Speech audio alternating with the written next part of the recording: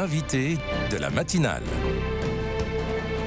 KTO Radio. Bonjour à tous, nous nous intéressons à une réalité à la fois ancienne et toujours très présente dans plusieurs sociétés africaines, la sorcellerie. Au Burkina Faso, le contexte socio-culturel dans certaines régions est marqué par ces croyances et ces pratiques. Elles sont source de violence, notamment à l'égard des femmes.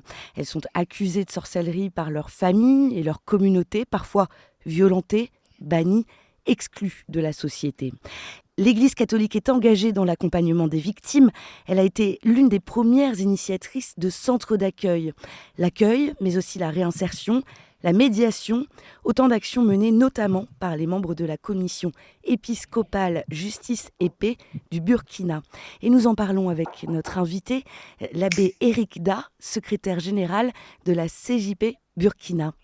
Abbé Éric Da, bonjour. Bonjour. Pour commencer et bien comprendre le contexte, comment définir aujourd'hui la sorcellerie au Burkina Faso ? Alors, la définition de la sorcellerie au Burkina Faso est complexe. Pour nous, les acteurs de la Commission épiscopale Justice et Paix, nous ne nous embarrassons pas de définition de sorcellerie. Nous disons que la sorcellerie, en fait, est une grille de lecture sociale d'événements difficiles à expliquer. Et pourquoi nous disons cela? Lorsqu'il y a, par exemple, des morts inexplicables ou inexpliquées, l'ultime explication que l'on peut donner, en dernier ressort, c'est que c'est dû aux sorciers. Parce qu'il existe, disons, la sorcellerie que l'on accepte, on va voir des sorciers, et puis il y a celle aussi que l'on dénonce. Oui, presque dans toutes les contrées, nous avons le phénomène de la sorcellerie qui est là, même si les manifestations, comme vous pouvez l'imaginer, sont un peu différentes d'une communauté à une autre. On peut parler de bons sorciers, c'est-à-dire ceux qui sont dotés de pouvoir et qui peuvent donc guérir, soigner et sauver des gens par rapport aux mauvais sorciers qui, eux, sont là pour tuer, faire du mal, empêcher les autres de réussir. C'est un phénomène qui est largement répandu au Burkina Faso ? Oui, c'est essentiellement dans la zone du centre et un peu vers le nord que les personnes accusées de sorcellerie sont la plupart du temps violentées et bannies de leur communauté. Qu'est-ce qu'elles vivent concrètement, ces personnes accusées de sorcellerie ? Et puis, est-ce qu'il y a un profil type des personnes visées ? Je ne sais pas si vous pouvez essayer de vous mettre déjà dans la peau de quelqu'un qui se retrouve être accusé de sorcellerie parce que il y a déjà la violence psychologique et morale que ces gens vivent. Ensuite, quand elles sont chassées, elles quittent le village sans aucun bien, pas de bagages, pas d'argent, pas de médicaments, se trouver seules et perdus et sans aucun secours ni recours. Alors, en plus d'être chassés, il y en a qui sont battus et blessés et laissés à elles-mêmes. Voilà un peu quelques situations malheureuses qui nous interpellent. Ça concerne aussi bien des femmes que des hommes, plus des femmes que des hommes ? Beaucoup plus les femmes, parce que à la date du 7 avril 2026, le centre de Sakoula, qui est un centre mis en place par l'Église catholique du Burkina Faso, notamment l'archidiocèse de Ouagadougou, le centre enregistrait 145 pensionnaires, dont seulement 3 hommes. Il y a un autre centre qu'on appelle la Cour de solidarité, mis en place par le ministère en charge de l'action sociale et de la famille. Et là, c'était un effectif de 58 pensionnaires, toutes des femmes, et surtout de personnes âgées, entre 49 et 96 ans. Et pourquoi particulièrement des femmes âgées ? En fait, c'est un constat que nous faisons. Nous avons toujours tendance à demander pourquoi est-ce que la mère du chef n'a jamais été accusée de sorcellerie. La plupart du temps, les femmes accusées de sorcellerie, on se rend compte que ce sont des veuves qui n'ont pas d'enfants ayant socialement réussi. Donc, la sorcellerie a comme un visage de pauvreté et de femme. Et dans l'imaginaire populaire, les personnes accusées de sorcellerie, c'est toujours de vieilles femmes. Et même les enfants ont peur parfois des femmes très âgées parce que c'est pas loin d'une sorcière.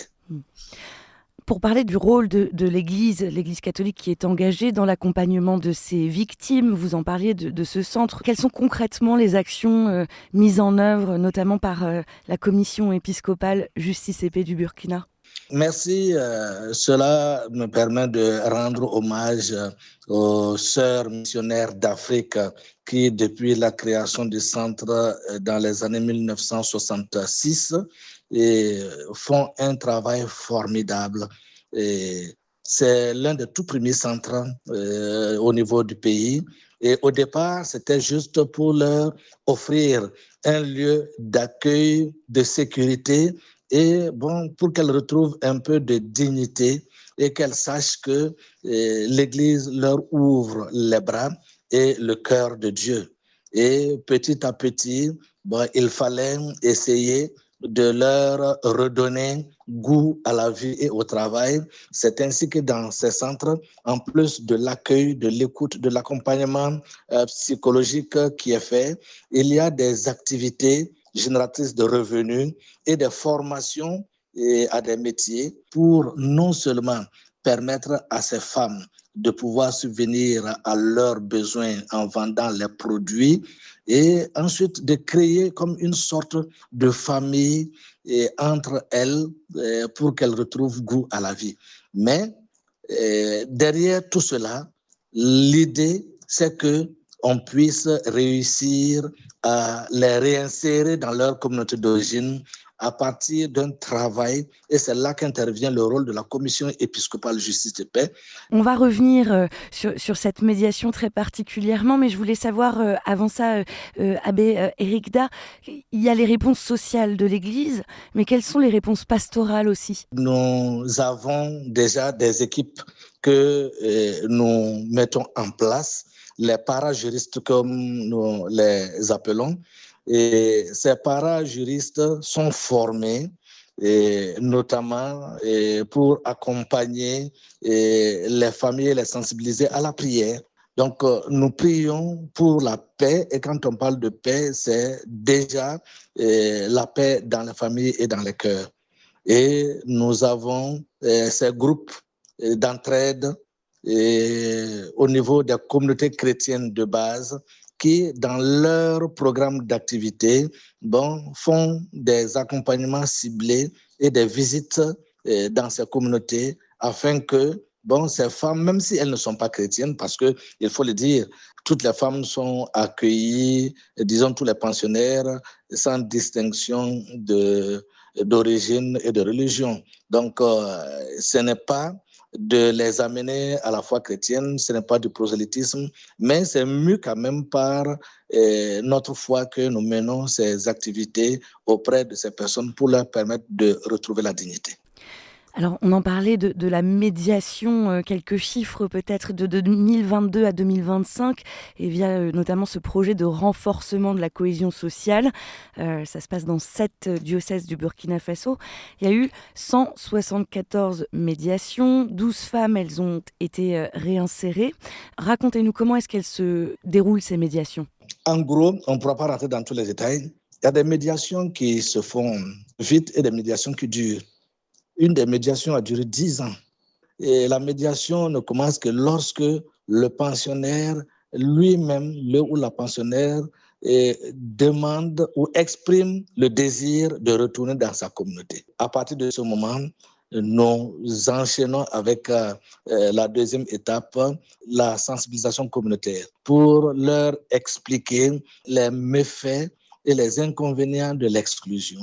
Et ensuite, on discute avec les familles pour voir si elles sont également prêtes à accueillir le retour de leurs membres exclus. Lorsque les familles acceptent, et nous engageons toute la communauté, que la communauté montre qu'elle est prête. Et c'est la communauté qui offre le terrain, c'est la communauté qui s'engage à construire une maison parce que, je vous dis, lorsque les personnes sont exclues, leur lieu d'habitation est détruite.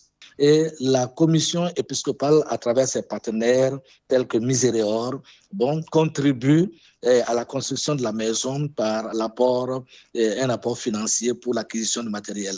Et quand tout cela est fait, alors il y a une équipe de centre d'accueil qui fait le déplacement et qui accompagne le pensionnaire dans la communauté.